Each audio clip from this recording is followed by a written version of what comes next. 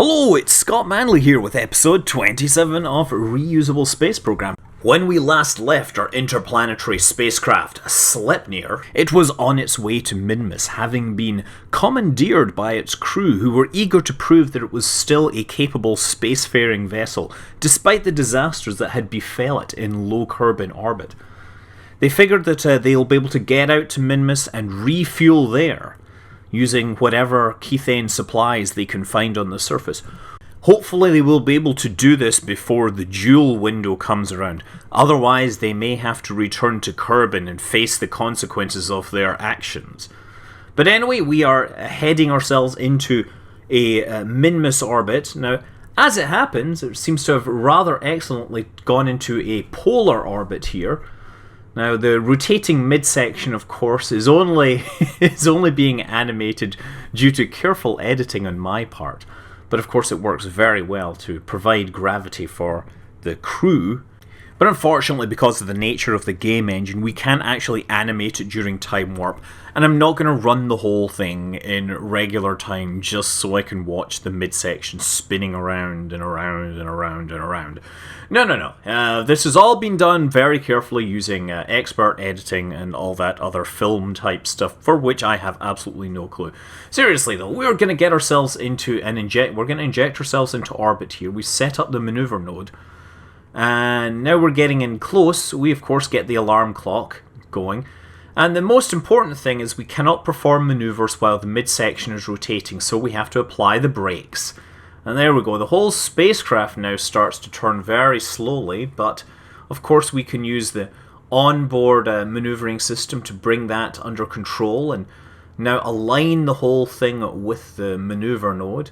See, it does actually turn relatively well despite its propensity for, spontaneously disassembling itself into multiple pieces. Now, it will turn around. This is all, of course, running at 4 times regular speed. I have encountered a minor problem, incidentally, where my laser plugin, for some reason, has removed the dialogue that lets me set the load distance, and I'm getting many of my things being set to maximum load distance, and I have no way to unset it. It's very disappointing, very annoying, and actually leads to some very, very, very, very slow frame rates. Regardless, that's us coming into orbit around the planet Minmus, and yeah, we are in a polar orbit. Now, we're rather high up. We're too far out for the Kethane detectors to work at this time, so we're going to have to bring ourselves lower down. And once low enough, we'll be able to actually start seeking the sweet Kethane. And notice our very low fuel reserves here. We of course need to refill that whole thing, and that will take several trips.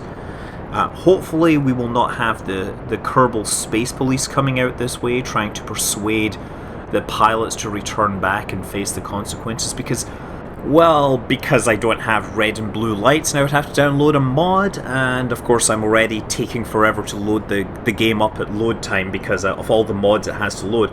Now, I hear the Kerbal Space Program 0.20 will fix this to a certain extent by having better management of loading and everything like that. Also, I hear from the developers that 0.20 is actually in the testing phase, so we should be looking to see some releases in the, next month or so. I have no idea how long this is going to take, but anxiously looking forward to being able to put a solid rocket booster with a chair on top of it and fly that, like Slim Pickens or whatever in in Doctor Strangelove. And we were bringing our Perimin down. We'll probably bring it to about 30 kilometers is a good bet for Minmus. We don't want to be too low. They are 18 kilometers is what I did. Of course, all being done in retrospect because this was 4 hours of recording because there was so much crap that I had to cut out. Seriously. A lot of dull, boring stuff as I tried to make this happen. Using the maneuver node editor to make this happen. Also note this still has Mechanical Jeb version 1 on it. Halfway through, I do actually go through the full software upgrade and get all the mech jebs up to version 2.0. These guys are obviously running on an escaped spacecraft, so maybe they are having issues with the software upgrade or something. Look at Minmus there. Of course, We're lucky in this case because it actually rotates, so we'll be able to cover its surface much faster than, say, if we were orbiting the moon. And there we go. There's the detection sound running. We actually have 2 detectors on, and I'm not sure if they share a tick cycle. I should probably look at this, but it'd be kind of cool if the developers of this would make multiple detectors work synergistically. There we go, just taking this into orbit. We're going to need to do a circularization burn, and then once we've done that, we'll be able to restart the artificial gravity system. There go the engines, twin nuclear engines, of course, which are the drive system for the Kethane miner that is attached to this. The other drive system, unfortunately, caused a spontaneous disassembly event that is currently remaining in Kerbal orbit. I have a plan for that, and you'll see that later. But right now, we are these guys are off doing their own adventures. There we go. So look, we've got the midsection running. Now we have a stable environment. Of course, the scanning gear and everything, which they're supposed to be demonstrating, is attached to this observation deck up the front. So we need to move our crew out there. And then, of course, as this guy gets out, you realise that those artificial gravity systems, I hadn't realised this, but I've put them in upside down. So I'm guessing all their chairs and everything are attached to the ceiling of that vessel. They'll become probably more obvious in the in the new release because they add an interior space for it. They add an IVA view for the cargo, the crew carrier, the crew tank, as they say. There we go. Bing, bing, bing. And we actually have something. We have a detection. So what we want to do is get this thing detached and kill our orbital velocity ASAP. This does not have a detector on it. This is one of the problems that we have. We're just kind of putting together a mission using the pieces that we had, the pieces that fit together. So this thing is going to basically try to kill its orbital velocity as quickly as possible so that it can more or less fall straight down, and hopefully the velocity of the spacecraft has not dragged it beyond the scope of the Kethane deposit. Also, hopefully it isn't a complete death trap that it's descending into. We can't really tell because it's night time. And therein lies another problem, which will be obvious. It will present itself momentarily. So yeah, we killed all our velocity. We're now going to basically come down. And of course this is Minmus. It's going to take a small eternity to do so. Yeah, time warping all the way down. Even with time warp it takes a while. 10 times normal speed. Picking up almost all the orbital velocity is coming back. It's very quickly. There we go. Of course, I have the surface information up there in the top left. 4 kilometers. 3... Just past 3 kilometers. Now we're down to 2 point something kilometers. Basically above the surface. We are not on a lake bed, so this could be a terrible hill that we're landing on here. This is also the first time that this lander has been tested, so it will be unfortunate. I guess it's good they're testing it in the backyard because they'll be closer to home for rescue purposes.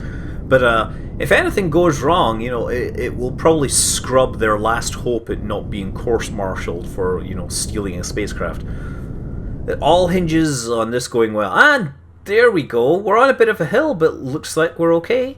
Let's deploy the drills and see if we got something. We do! We have Kethane! We have struck green!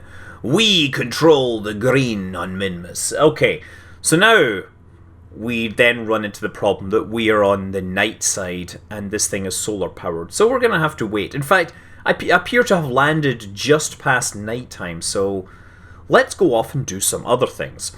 Now if you remember, due to the rapid unplanned disassembly, we had a couple of modules floating around in space. First of all, there was the space tug. Well, it's still floating around, and we're going to take it up and dock it with the drive section, which is relatively nearby. It doesn't need huge engines here, of course. It's just going to do a little hop out there. You see, all we do is we increase the orbit so that or we adjust the orbit so it catches up with the target. There we go, 1760. These two things started very close together, but in the time that it took to actually go all the way to Minmus, these things have drifted a long way apart. This is... I should have probably thought about it at the time. I should have docked these things while they still remember. I haven't even looked to see what state this drive unit is in. The drive module is there, but a kilometre away. I'm not sure if we're going to need another space tug, but it's probably a good idea to carry one with me nonetheless. There we go, get the camera running. And we'll just try, I think I'll just try docking this manually for once. It does actually have MechJeb 2.0, I could probably just click dock and have this thing hook up. We're just moving in using the navball to best guess an approach solution here. It has so much thrust with those RCS, it actually moves really, really quickly. The danger is that you lose control or whatever. There we are, it's on the night side. We're just want to come around. I guess we'll stick ourselves on the front for now. But a few meters away, there is the object I'm trying to approach. Of course, I'm using the X, Y, and Z rotation vectors that are on the screen there. I mean, one of the best things about the screen isn't so much the actual video feed or whatever, because that's really horrible grey and whatever. It's the fact that you actually have numbers on it. If you've watched the recent NASA streams showing the Soyuz undocking and returning, you see a lot of the numbers are exactly the same and laid out the same, because we would see this from the docking camera. And there we go. Excellent. So now at least these two are back together. We have one solar panel working, we have a bunch of fuel, and I think we're going to build another spacecraft with these leftovers. Now also, Prometheus. It has been somewhat relegated to to the dustbin of history, because the new base in there is so much more efficient than this small mobile one. But if we are going anywhere, we're going to need ourselves another Kethane miner, so we can take this one, bolt it onto that drive unit and repurpose it so that we can take it to other planets. And given that there is a MOHO window coming up in just about a day, I think that's as good an idea as any.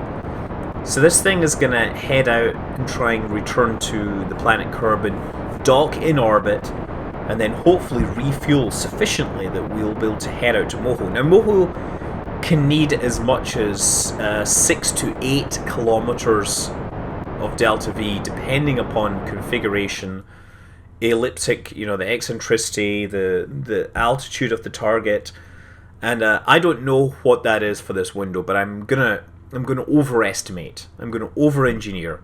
Actually, I'm not gonna over-engineer, because there's gonna be no engineering involved. We're just gonna, other than a couple of things, we're gonna build this interplanetary spacecraft from bits that we already have in space.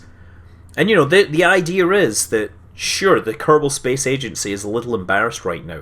I mean, the flagship of their fleet, the Sleipnir, their technology demonstrator, their long-range planetary exploration ship, has essentially been borrowed out from underneath them, and it has been damaged, the crew is mutinied, and nobody knows what's going on. So they're trying to salvage some face by essentially building another replacement interplanetary mission using whatever they can get their hands on.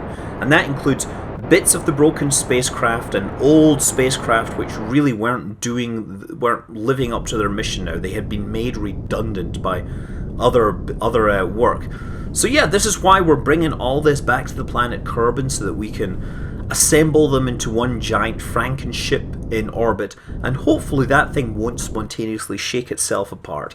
And furthermore, hopefully it will have enough delta V, enough fuel on board to be able to make it all the way to MOHO, because MOHO is the next launch window coming up, and it would be rather embarrassing, or rather uncomfortable, let's say, to send both the repurposed / stolen spacecraft to Joule and this one to Joule at the same time. So if they can go to separate destinations, at least the management can pretend that that's what they meant to do in the first place, right? Anyway, as I mentioned, because of some weird loading issue, this segment was running at roughly 3 frames per second. It doesn't seem particularly fast. That's because it wasn't. In fact, I think because of the frame rate penalty, that even at 4 times time acceleration, this actually is running at below normal speed. It was like 3 frames per second. Like, you know, a spacecraft flying through treacle. This is not EVE Online. Spacecraft are supposed to be, you know, Newtonian, right? There we go, thrusting up to maximum. Oh, not maximum, I guess I forget, but leaving the base behind as we head off. Look at that, always looks awesome to see that from the sky, huh? Yes, but you are refueled. It is carrying a full load of fuel so that it may refuel everything at the space station, and then the space train will be able to head home carrying a load of fuel that will hopefully take one of her spacecraft out on a legitimate government-approved mission of exploration. Besides, I haven't gone to Moho in a long time, so this seems like a suitable challenge to work on with my time. Anyway, yeah, I cut out a huge bunch of the rendezvous because, let's face it, we've all seen a million rendezvous. Now this is gonna get up and dock with the station, deliver its load, and then, well, I don't know what it's gonna do because we're in pretty good shape in terms of fuel load up in lunar orbit. We have more spacecraft out here than we actually need to. We should probably fly some of them back to Kerbal. But honestly, I only have a very small amount of time every day, and spacecraft management is not something I'm necessarily wanting to spend my entire day doing.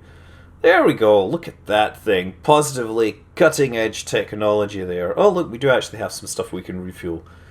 Yay, you see, this mission wasn't a complete failure. No. Anyway, time to take the space train and head back to the planet Kerbal. So we do control from here, and then we decouple, and that will mean that the camera will stay with the object that I was controlling at the time. Ah yes, one more appreciative look inside the B9 cockpit. Of course, the guy that developed the B9 cockpit is now officially an employee at Squad. I'm not sure what that means for the B9 pack, whether it will be just integrated into the game or what, or if he's going to get some sort of other assets to work on. It's not really clear. There we go, look at that. Flying off. And apparently unable to stay pointed in the right direction. I have no idea what's going on here because we told it to stay pointed that way. No, you're overcompensating now. Damn it. Ah, dear. Never work with children and computers, right? That's what they say, right? Never mind. We're just going to take this up to escape velocity, and from there we'll adjust our orbit down so that we encounter the atmosphere of Kerbal and slow ourselves down sufficiently. So what I'm waiting for is for my apoaps to go negative. As soon as it goes negative, that's an indication that I'm on an escape trajectory. And so from there we pull out and we see what the actual periaps is and adjust that downwards until it is low enough that we dare trust it to make sure we don't destroy our spacecraft. And 80, 70, 60, 51, 50, 40, 33. Okay, that's a good one. Okay, we can make some more adjustments there. But that's 2 spacecraft leaving the moon. Hopefully they will get there in time and dock before the window for Moho is closed. Meanwhile, we do need to launch something to support this mission. We have a command module here with a bunch of fuel and a rover. Rovers are, of course, the cool thing. We're going to deliver one of those. But otherwise, it's just the 2-man home capsule, and that will give us a little more space for our Kerbonauts. We don't want them to be stuck inside the single crew lander for, however long the mission is. No, we want to be able to leave. Actually, we want to leave the crew capsule, the Kethane miner and a fuel tank back there so we can refuel. We can set up a fuel dump in orbit around the planet. We could take everything back, but reusable space program, there's a limit to how reusable things are going to be here. And there we go, we're coming in nice and close. We only have one solar panel on this drive unit, unfortunately. But as long as there's only one, it doesn't mess up the balance. Like if you only put a solar panel on one side, then it would be unbalanced. But if you had one and then broke the other half off, then it appears to maintain the balance, which is is a pleasant surprise. And there we go. Just going to detach that crane. We don't want that where it is. It's probably going to sit on the nose of the rocket. That seems like the best place for it. We're going to have this. Then the next step along will be the Kethane miner, which has the rocket engines, the nuclear rocket engines, a little closer in. And then we'll probably aim to tow like one of the Rockamac's orange fuel tanks. The idea, of course, being that by towing, we're gonna, reduce the amount of, thrust and whatever imperfections we deal with. There we go. Let's get this thing. And then something bizarre happens. This thing, as we get close, just decides to wobble all over the place. So I switch to kill rotation mode, and I don't know, just try to get in there very carefully.